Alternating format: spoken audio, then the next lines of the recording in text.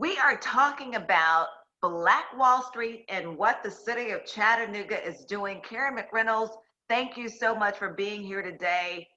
Tell me about this and why the Office of Multicultural Affairs decided to recreate Black Wall Street. Well, Latrice, one of the things that's so important about Chattanooga is our diversity, our equity, and our inclusion. You hear that all over in Chattanooga right now. It's not just a buzzword. Through Mayor Kelly and what we're doing at the Office of Multicultural Affairs, we are really putting our money where our mouth is, right? And so we wanted to recreate the idea of Black Wall Street and make it a month-long celebration of our Black businesses in Chattanooga. Through OMA, we service, I think there are about 450 some odd Black-owned businesses in our vendor registry, if you would.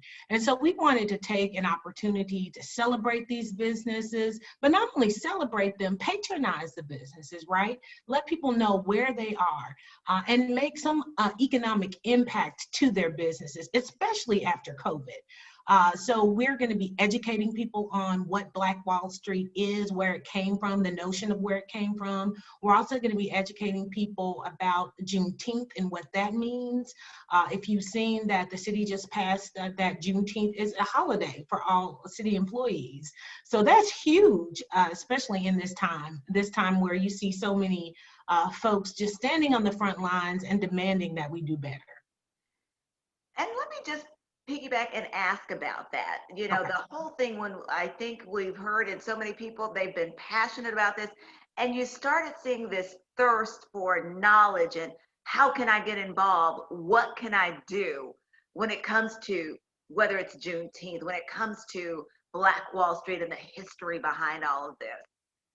When you heard that it had officially been declared a citywide holiday starting in 2022, what went through your mind as an employee of the city of Chattanooga, and especially in the area where you are in the Office of Multicultural Affairs? Well, of course, I was ecstatic, right? We've been working toward this for a while. We've been giving out information on our Black and Brown businesses in the city of Chattanooga and how to make an economic impact. You'll see, during this celebration, you're going to see celebrate and patronize Black-owned businesses. The flags will be flying downtown on our Miller Plaza and down Market Street, just to remind people that we want you to not only to celebrate the day, but make an economic impact to the businesses around the city of Chattanooga. And what does that mean? That means go in and buy their services. That means go in and, if you find a great Black business, shout it out on your social media. Use, whatever you can. There are different groups on social media, especially on Facebook. I think one is called Black Chattanooga, where people go in and they ask about businesses and what they do, right? So Mayor Kelly is firmly behind this. I, as not just the director of OMA, but a Black person who lives in Chattanooga, I'm behind it because it makes my world a better place.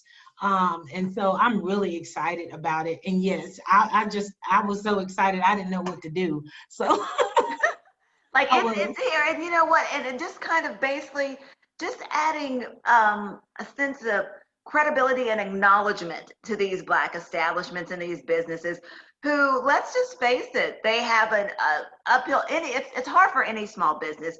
But you hear in particular for minority-owned small businesses, it's even harder to really get established, get their foot in the door, get that support and that patronage that they need, and the other things that sometimes may become easier for some other business owners.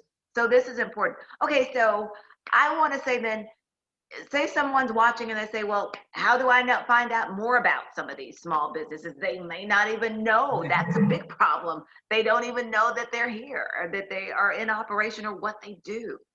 Well, with our partners, and let me just name some of those off, we have the Downtown Chattanooga Alliance, we have River City that's working with us, the Bessie Smith Cultural Center, we have Chattanooga Business Elite, which is an up-and-coming group of young people and entrepreneurs who are really passionate about Black-owned businesses here. We also have gotten a new partner. EPB has come on board to really do a laser focus on our Black businesses. And so what we're going to do, we're going to make a Black business directory available to those folks in Chattanooga. We're going to put some QR codes out on our multicultural page, our Office of Multicultural Affairs page. We're also going to be going to get printed a limited amount of the Black business directories that are city vendors. These vendors do everything from apparel to groundskeeping to computer engineering to consulting. It's just a wide variety, right? And we have over I think over 450 vendors, but I think over 330 of them will be highlighting. And so we'll be giving that out to people and letting them know they can either use their phone to scan the QR code, or for us that are not as digitally sound, we'll have some paper copies.